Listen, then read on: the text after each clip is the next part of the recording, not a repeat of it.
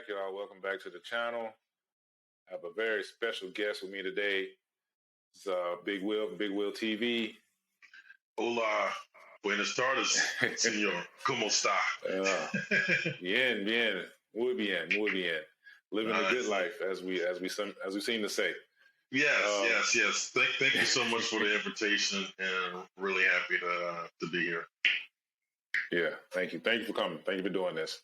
So, yeah, just to get right into it, for those of you who follow our channel and maybe not Will's, I'm going to leave a link down in the description. Make sure you hit the link, subscribe to his channel, like his videos, watch them all the way through. Those Pretty please. Those few hours mean a lot. Those few hours mean a whole lot. Pretty please. And for those who haven't seen me, I am Big Will with BigWillTV. Also have a YouTube channel, and the show is dedicated to our exodus and Blaxit from the U.S. and subsequent life in Panama. So we are in Central America and going on 2 years, and the show is chock full of nuggets about our experience and things you need to keep in mind. So by all means, please listen to what he was saying. Watch it all the way through. Thank you. Like and subscribe. Right. That's right. hit the bell. Hit the bell, please. All that. For us, and some people may know this about our journey if they follow our journey from the beginning, that Panama was actually our first choice. Oh. And when I came up with the idea, and I'm not the type of person who likes to take credit or whatever, but this the one thing my wife will let me take credit for is I actually kind of came up with this idea to do this. And it kind of came about, middle of the pandemic. It was early 2021. And January, February 2021. And I'm just looking at getting a new boat and planning on getting my wife a new car or whatever. Not like she really needed it, but I want to get her something better. And I don't know, for whatever reason, because of the pandemic, there was a shortage of new boats. So we had to go to a Bass Pro Shop, an hour and a half away and all this other stuff to try to see the one I wanted. And there was going to be a wait and this and that. So I ended up just kind of looking into what if I decided to leave the country? What if I had a way to do that early and stop working? And then, the whole boat car thing just kind of went out of the way. My focus completely changed within a few weeks. And I'm so glad that I didn't get that boat when I had the chance to get it. You still be there. Because I would be thinking about this right now. Right. It'd be a different situation right now. I came up with this idea and I started doing a lot of research. And, Panama kept coming to the top of, it was either at the top of the list or near the top of the list of places to retire. Places to retire on a budget. Not free, obviously. Right. But better than the U.S.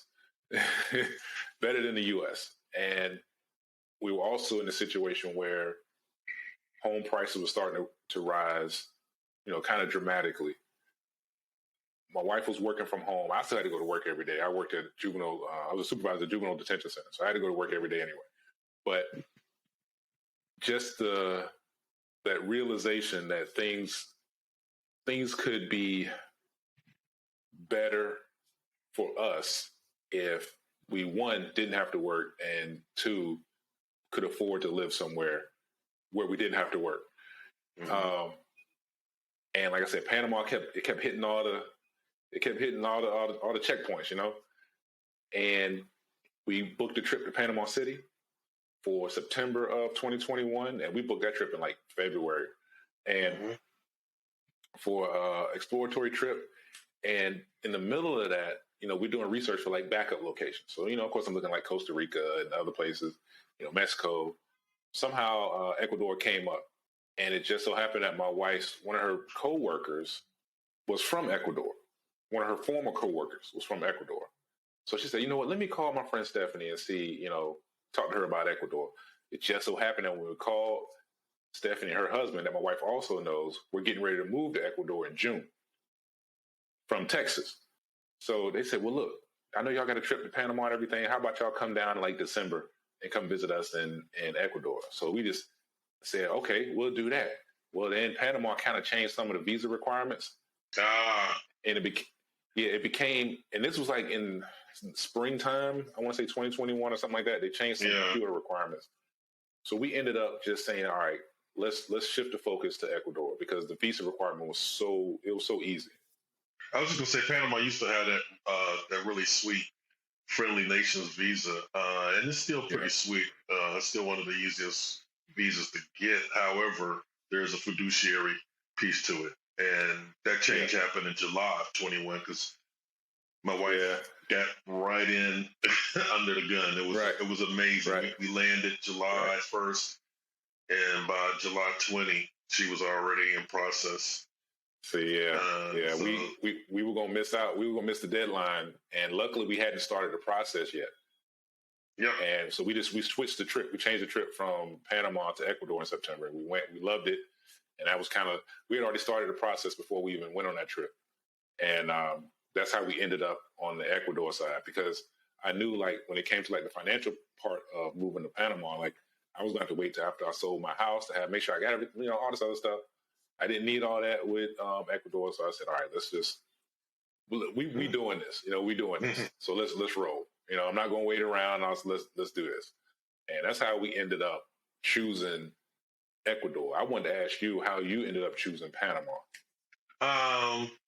So Panama first got on my radar about a decade ago. Me and one of my college buddies were discussing retirement plans because we both lived in the D.C. area and we're already at that point in time limiting the fact that we weren't making enough money to enjoy life in the D.C. area like we really wanted to.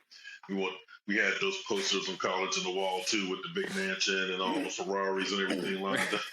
Yeah. That's how we all. Right. That ain't come true. So where can we go? After we retire and hang up our hats and still be able to afford to eat real food.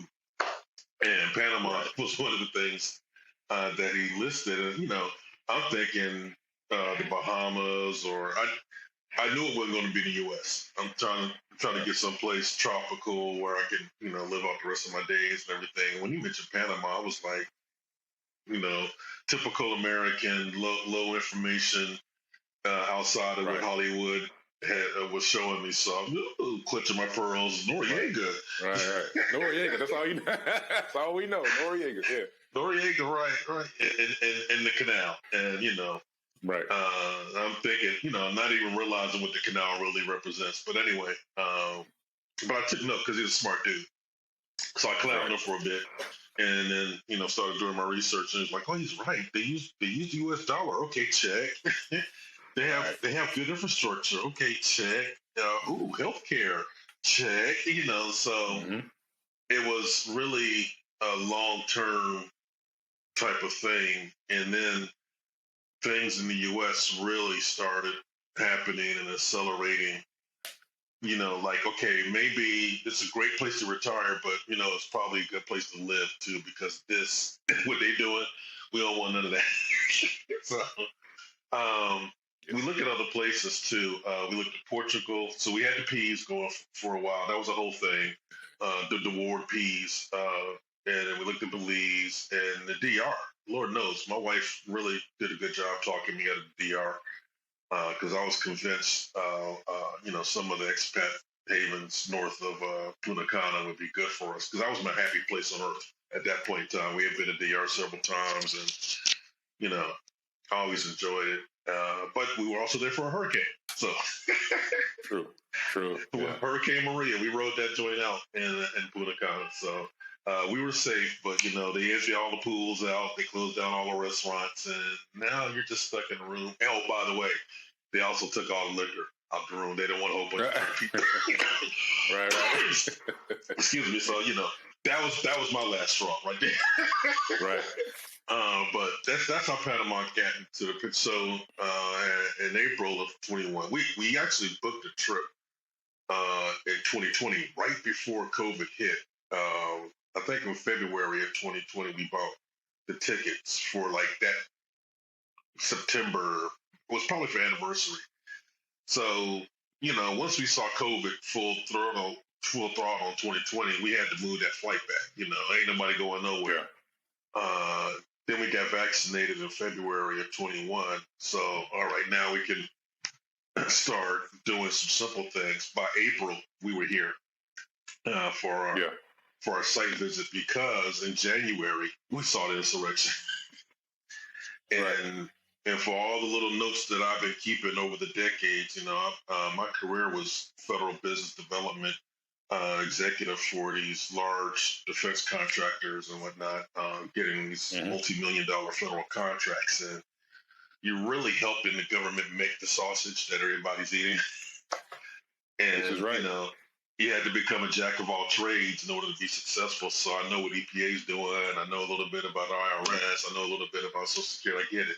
The sausage is horrible. I'm just going to jump. The sausage is horrible. So there were things that I've been keeping track of throughout my whole career, 30 years doing this in government, like, oh my God. I worked, just a quick anecdote, working at Homeland Security. I learned that the Annapolis, maybe I shouldn't say this. The Annapolis Bay Bridge had not had a diver inspect in over 40 years, and there were pieces of the plastic being found, and that's when they realized we haven't sent a diver down there. So I stopped going to the Eastern Shore at that point. I didn't want to be the one that was there when it fell. But anyway, all those things, all of that stuff led up to accelerating the retirement plan into a escape plan. So for us, the move here was much more of an escape than retirement, and we just lucked up on that. We chose a place as easy and welcoming and peaceful as Panama. Yeah, I think for us, Panama is still like one of our backups to our backup. If everything goes left here, then that's kind of like the next one.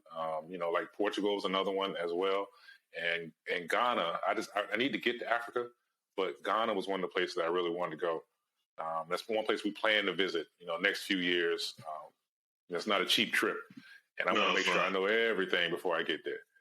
I was just going to say, one of the considerations that we had in our travels, that my wife is from D.C. and her whole family is from D.C., so we had to be within a 4 or 5 hour flight back to D.C. So Portugal was actually like right on the cusp of that. It was like, okay, maybe another hour and we're okay, but everything in the Caribbean and then Central America was definitely wide open for us. Ghana's still on the list. I was so extremely interested in Ghana because they make it easy. The citizenship really is automatically off. Yeah. I mean, you can't get better than that. Oh, right. Yeah. I worked with a guy. I used to joke about him being the dude from Zamunda, but I mean, just this guy worked for a major federal contractor, and he had a private jet and all this good stuff working for contractors. So I'm like, okay, I see what's going on. And he used to talk about his compound back in Ghana, with all his servants and whatnot. And I'm like, show me. I need to see. Right. Yeah, that's a place. That's a place I definitely want to visit, and it's on my list. It's on my list. The right of return is powerful, man. In Ecuador, let me ask you something that I'm experiencing here in Panama is the realization of the prevalence of the diaspora in Central and South America. And, intellectually, I learned in college, more boats came down here than went to North America. But, growing up in the Matrix, you think that it's just us. You don't know that. Right. You don't know that trade was all over Central and South America and North America. It was all over the place. And they're here. Right. So you see that in Ecuador too. Yeah, and it's funny that you bring that up because I actually got in contact with a guy. I called him. He called me yesterday, and he called me actually again this morning. But he lives in Cuenca, and what he does, he has like a foundation basically, but he gets the Afro community together wherever they are, around Ecuador. And he has connections in Cuenca and Mansa and, Esmeralda. And he's trying to, he's actually going to come out here this next weekend and we're going to get together with the Afro community that we don't really get to see here in Salinas. I didn't, he has a connection. He said, "Hey, look, I got a guy. I'm going to hook us all up next week. We're going to go meet and get together and have lunch, and you get to meet the Afro community in Salinas, and you build a foundation from there. We do some volunteer work. So that's the stuff that we're trying to get into because we don't see them. Like, they're not as visible, but they're here.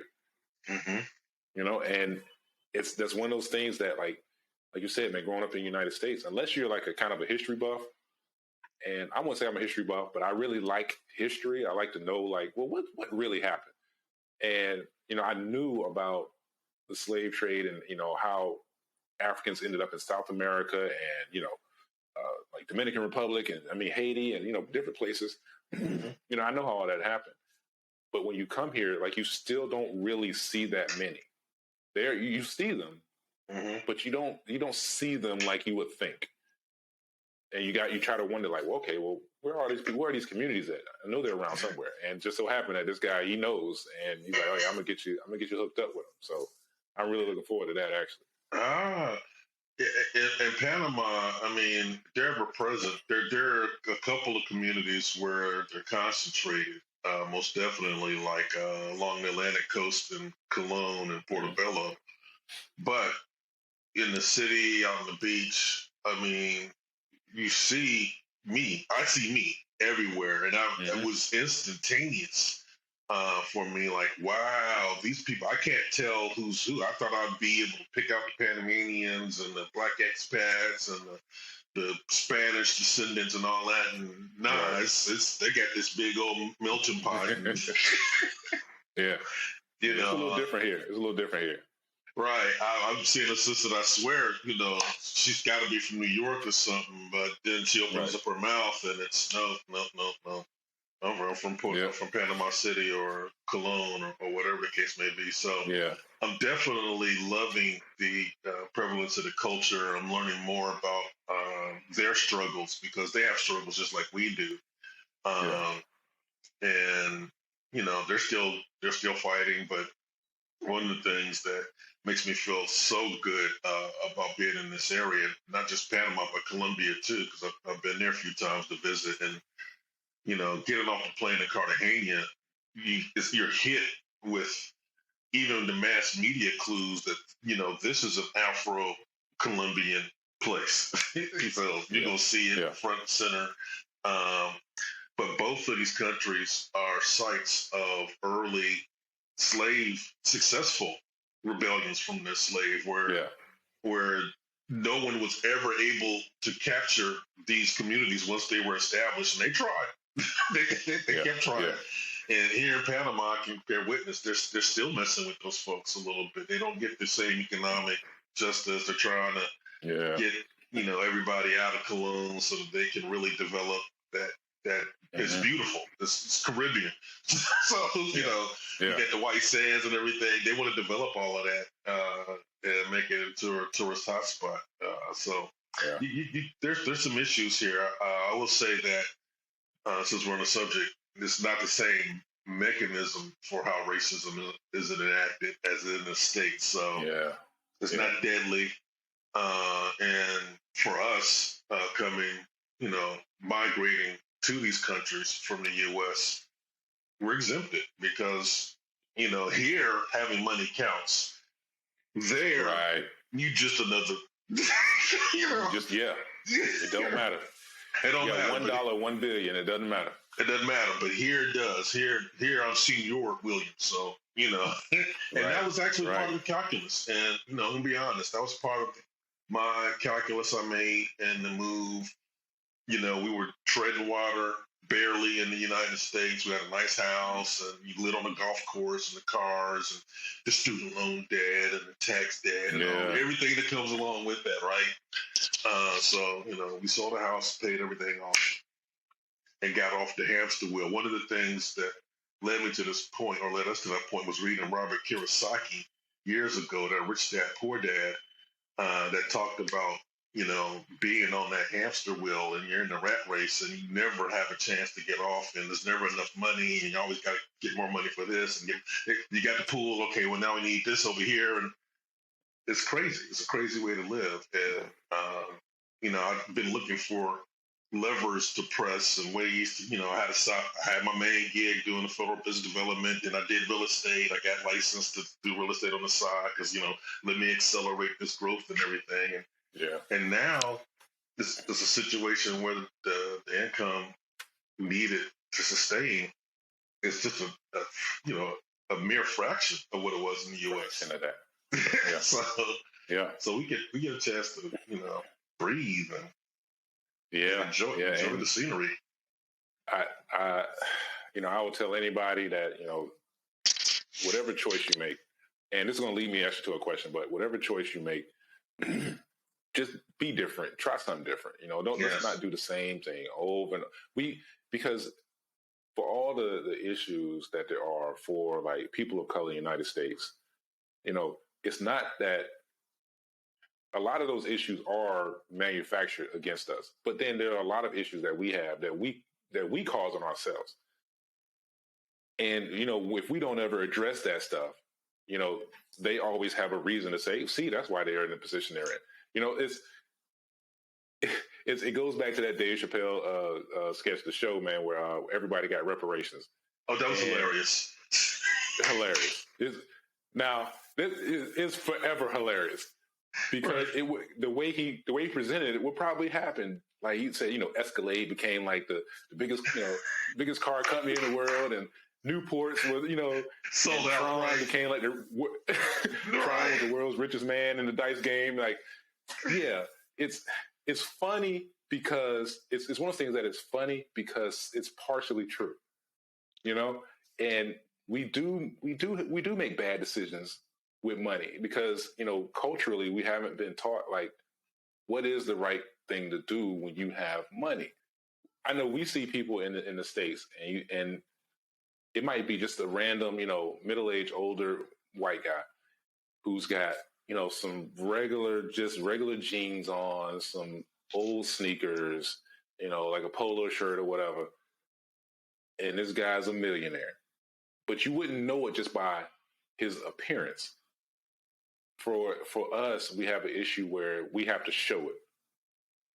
And that's just, it's just the wrong way to build any kind of wealth. I understand like guys who flip Jordans because they make a lot of money flipping Jordans.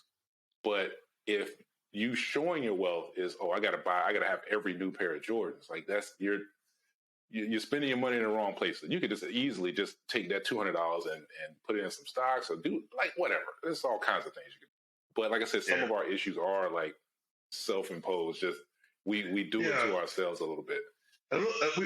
We do it to ourselves a little bit, and I definitely agree with that. I do want to put one caveat out there for being wasteful for money. So, most of white people are also wasteful with money too.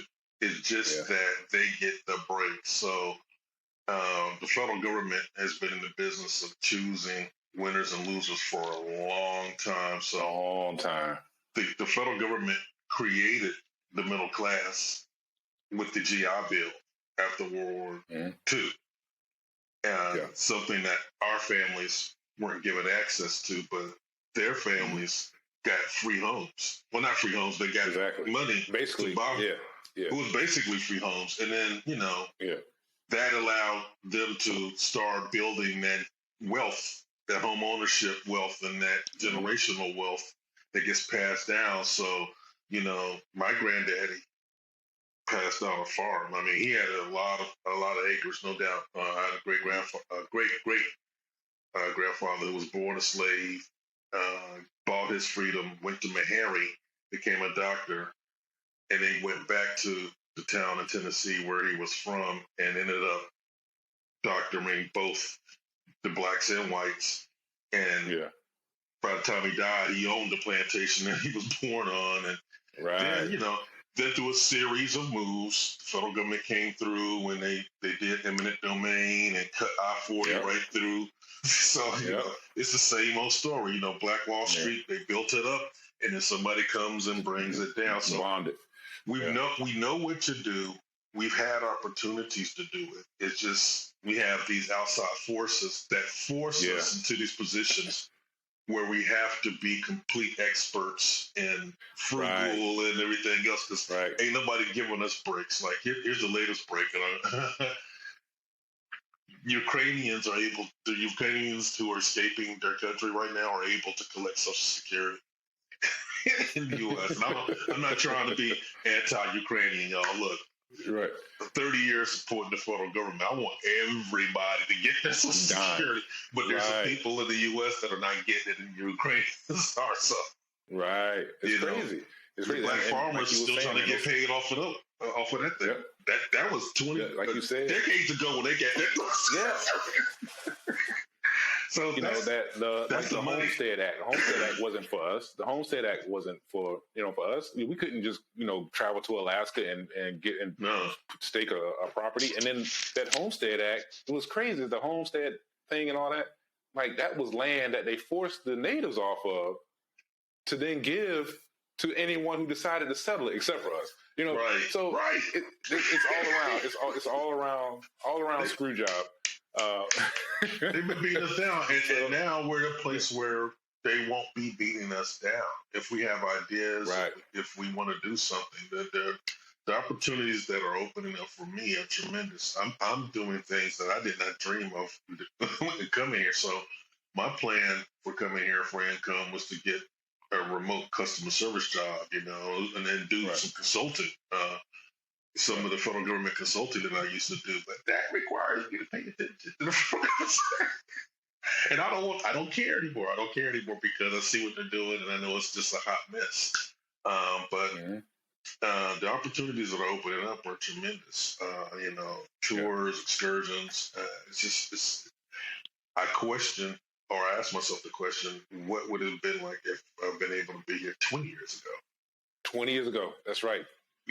We asked, me and my wife had the same conversation. Like, what if we had just did this, 10 years ago? Like, our kids are grown now, but like, what if we did this 10, 15 years ago? What if we were just able to do something like this? We had the knowledge and the foresight to do something like this. It would, I could always tell my wife, I don't live on what if. If was a fifth, or if a frog had wings, whatever. Where does that come from? I need to look at the etymology of if was a fifth. We all be drunk. We all heard it. But yeah, I mean, you're right though. Like, what if, man? What if? A question for you: do you feel like as and I'm only just speaking about Black men, and Black families and people in general, but like Black men, do we need to have?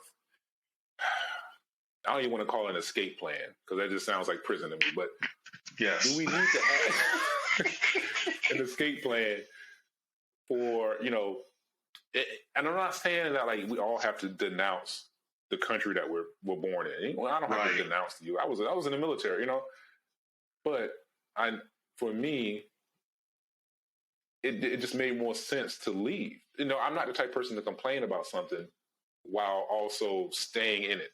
Like, I'm not the type of person to complain about a job while still Say working. it one more time. Say it one more time. Yeah, I'm not going to complain. If I'm going to complain, a complaint to me is a future plan. You know what I'm saying? Like, a complaint is an idea. It's not a complaint. I don't like complaining. So I said, well, no one will ever be able to tell me that all I did was complain about stuff in the U.S. Because the first thing they want to say is, well, why don't you leave? Well, guess what I did? Broke out. I left. So you would never have that argument for me. Like, you would never say, well, you were like the U.S. You said, I did leave. Right. I appreciate my benefits. But I work for those. Right. What do you think about having a plan?